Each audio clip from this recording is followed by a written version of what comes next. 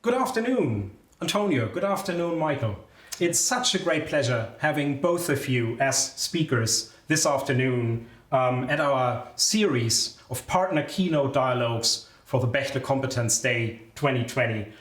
I know, Antonio, it's very early in the morning at your end when we record this session, so thank you very much to you personally that you have taken the time and being with us today. Well, thanks for having me. It's a pleasure and an honor to be with you today. Thank you very much. This is a very special partnership between HPE and Bechtle. Will you say a few words about this partnership from your perspective, Antonio? Sure. I mean, we have had a partnership with Bechtle for many, many years, and there is a partnership, obviously, with Treasure because, it's not just a question of providing technology to Bechtle and ultimately to our joint customers, but it's a relationship between people and common purposes, which is to solve customer problems, to solve business problems, and ultimately to give back to the communities.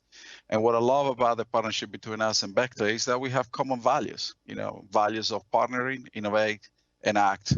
And at the same time, let's not forget about the communities we serve together. So for me, it's incredible honor to work with Bechtle.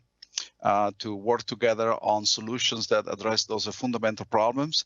But ultimately, what I treasure is the personal relationships with people like Michael and the rest of the Bechtle team, which is something unique and very, very special. Yeah, I want to echo what Antonio said about our partnership. For me, it is so special because of our mutual trust, our openness, and our reliability. And we discuss on both sides, I think on both sides, very openly and at an early stage, strategic developments in technologies and in organizations and in go-to-markets, and that fits us well in the partnership and makes us so successful together. And I can tell you, Michael and Tim is always very direct. You should not expect any less than strong feedback. But I think that's what makes us better, right? Because we get the direct feedback, we get the truth, we get the input that we need to continue to drive the innovation and the improvements in the business. So I truly appreciate what we're doing together. Absolutely, totally agree. Yeah. Absolutely, and I think that when we this year at our Bechtle Competence Day, we are talking a lot about how we as partners can truly empower our customers to deal with the multiple challenges of their future. And I think this is what you said, Antonio, about the meaning of open and true feedback is such an important element to it. But I would like, with my next question to both of you, I would like to add something more to that, because I know that both of you are not only corporate leaders that are thrilled by the potential of technologies to shape and create new business opportunities with and for your customers, you are also really passionate about technology. I think that makes you special from my observation, passion about technology. And I wanted to ask both of you, what does passion for technology means to you, Antonio, and not only to you as a person, but also to how this shapes your style of leadership? Sure. I got engaged with technology early on in my life, in the teenager days. In fact, I'm an engineer by trade, but I started very young as an apprentice. I decided to join a school inside a military base in Argentina because it was an opportunity for me to get acquainted with the technologies at the time. And be able to learn the technology while I was completing my regular studies. And so, I was always on a path of learning while working, and at the same time getting the ability to put my hands on to the technology. And to me, what really fascinated my interest is the fact that we can use technology to solve some of the biggest problems. And in that sense, what I have now the responsibility as the leader of Hewlett Packard Enterprise is not only to maintain the core values of HP or HPE in this case, which is to make a contribution, to do it sustainably, and obviously to think about innovation from the customer point of view, but it's to really drive that North Star, which is to advance the way people live and work. And 2020 is a year unlike any others, as we have seen with the global pandemic, and we're dealing some very difficult challenges. Obviously, the impact of the pandemic to human life has been tremendous, and in that sense, we as a company put together a series of programs, but also made available all our intellectual property and talent to be able to find a cure to this disease with the big researchers around the globe. And that's something very unique. But also we partner with entities like the World Economic Forum, where we actually lead what we call the tech for good in trying to solve some of the biggest challenges, the biggest societal challenges like food, transportation, healthcare. And that's what really inspired me, because technology, for the sector, technology is not good enough. It's technology put at work to solve some of these biggest problems. And we're making good progress. But let's realize that today we live in a digital economy, and we need to do it with inclusion and diversity. And we need to make sure that everybody around the globe will be able to participate in what we call the digital economy. And that's why, as we drive this massive digital transformation, we cannot forget that we need to do it with inclusion and diversity. Otherwise, a big part of the global population will be left out, and that's totally unacceptable. Absolutely. Thank you very much for sharing these messages with us, Antonio. In specific, what impresses me a lot is about that. You're devoting all the power of your organization to really, help finding answers to these ever-growing challenges that we are facing. Michael, from your side, technology skills, passion for technology and leadership. What does this mean to you?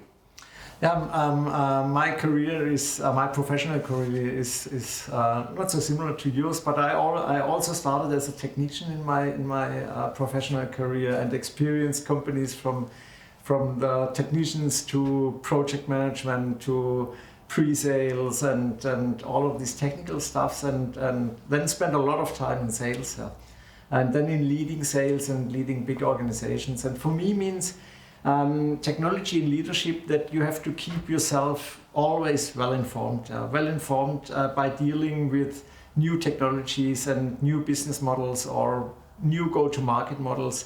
At least for me, in my case, at least half an hour to an hour every day.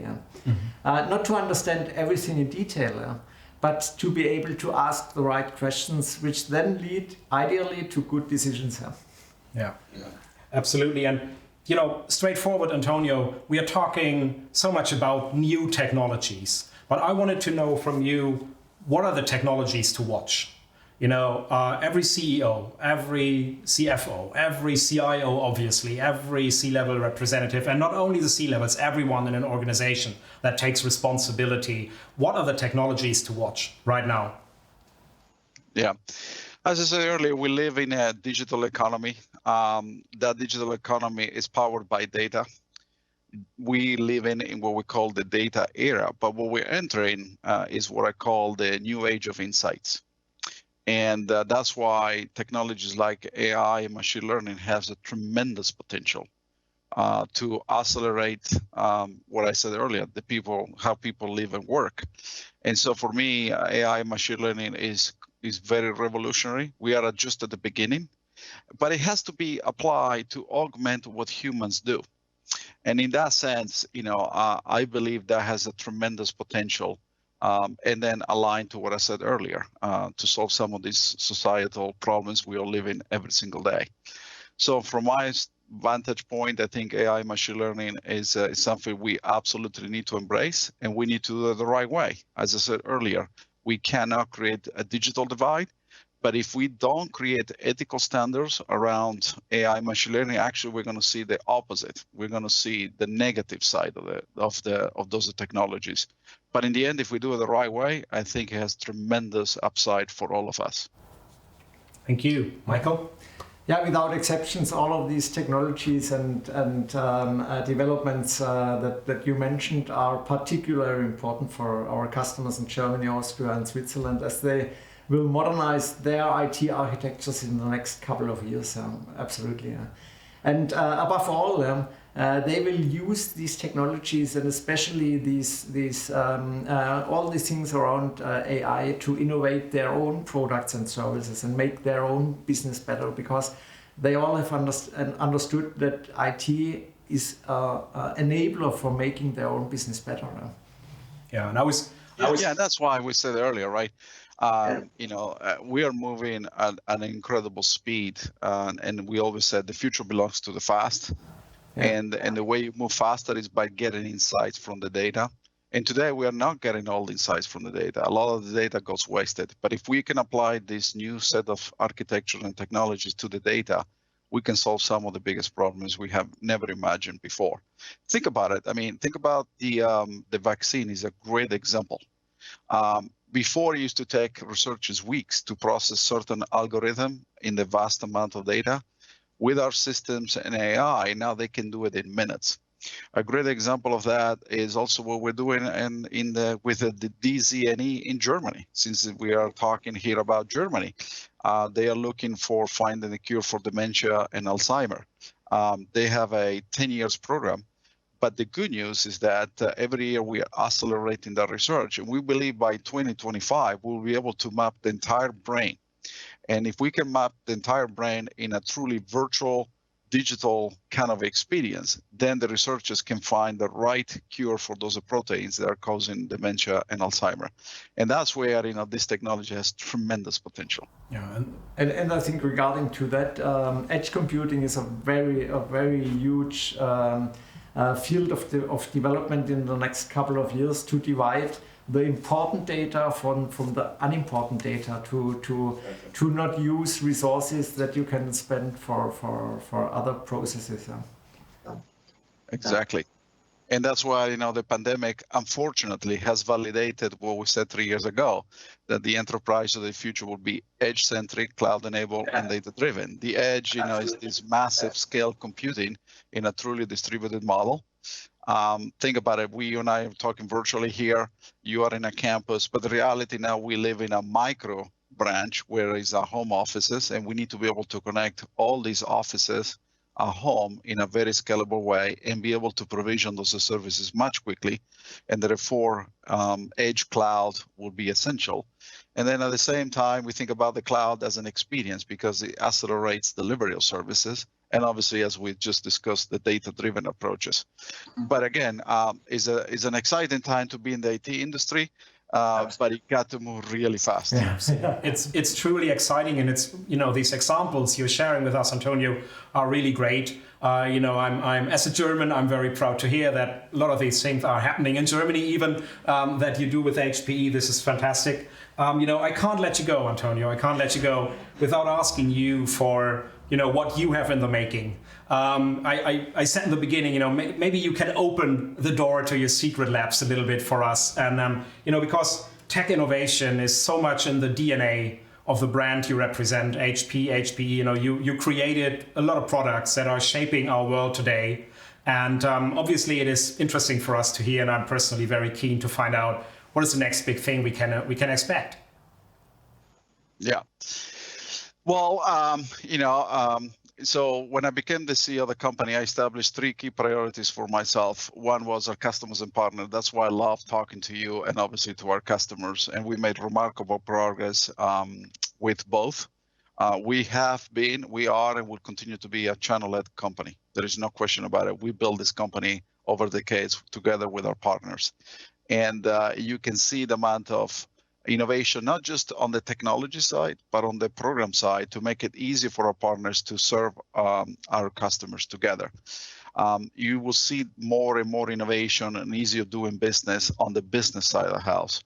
The second part of my priorities were the culture, and I'm incredibly proud of the culture we have established across the company with a clear purpose, which is a North Star around advancing the way people live and work by engineering experiences that unlock your full potential, and guided by 4 core beliefs. We believe in accelerating what is next. We just had a conversation about that.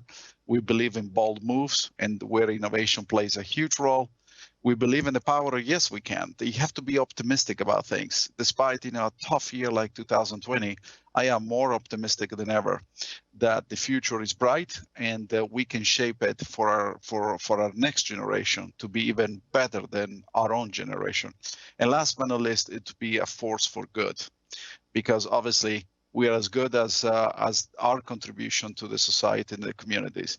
And then the third priority was innovation. In the last 2.5 years, we brought tremendous innovation. And I think about innovation in three forms: organic, inorganic, and through partnerships. Obviously, we partner with Beckley, where Beckley adds their own innovation to our solutions, and that's what makes us unique, because Beckley has capabilities that they can bring to the forefront together with our solutions. The second piece of this is obviously the organic side. And the organic side is very important because $1 invested from our balance sheet is a better return for our shareholders. And we have brought tremendous amount of innovation organically. Think about the work we have done in memory computing. Think about the work we have done with the composable infrastructure and so forth. And then inorganically through the acquisitions, which as a CEO I have done more than 16 acquisitions in the last 2 years, but how we bring all this together in an integrated value proposition. So what is coming next? Obviously, we see a lot of innovation around AI and machine learning because we have a tremendous focus around data and insight. Second is all around connectivity, because the digital transformation starts by connecting people and things and applications. And Aruba is a core foundation to that edge opportunity, which I consider is the next frontier.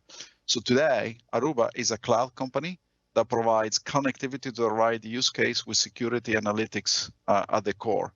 So we already have Wi-Fi, LAN, and WAN. We just announced the acquisition of Silver Peak, and now we are in the process of integrating that acquisition. And that will provide the ability to connect all your edges and all your clouds in an autonomous way, in a truly software-defined way, where basically you can manage this massive distributed model. And then over the next 12, 18 months, you see the integration of 5G and edge computing, to Michael's point, in the same control plane. Today, in that cloud, we already have 65,000 customers and more than 1 million devices and things under management, and I expect that to continue to explode. The third piece of the innovation you're going to see is the pivot to as a service. We laid out a clear vision for the future to become a consumption-driven company. GreenLake, it is our flagship product. It has tremendous differentiation value. In the last quarter, grew 82% year over year, and we see the momentum together with our partners. In fact, our partners are growing faster than the 82% because they see the opportunity to provide a true hybrid consumption model for our customers. And in there is all about software. Yeah, the reality, it is an experience delivered through software. And that's why we introduce our HP Emerald platform, a true cloud native approach, and you will see more and more innovation on that. That said, we will continue obviously innovate at the infrastructure level, but that's, to me, is table stakes because that's who we have been. But you see a company that's really a platform from the edge to cloud that can be delivered as a service. So stay tuned. Way more innovation coming, and I cannot wait to announce those together with our partners like Beckley. And that's great to hear.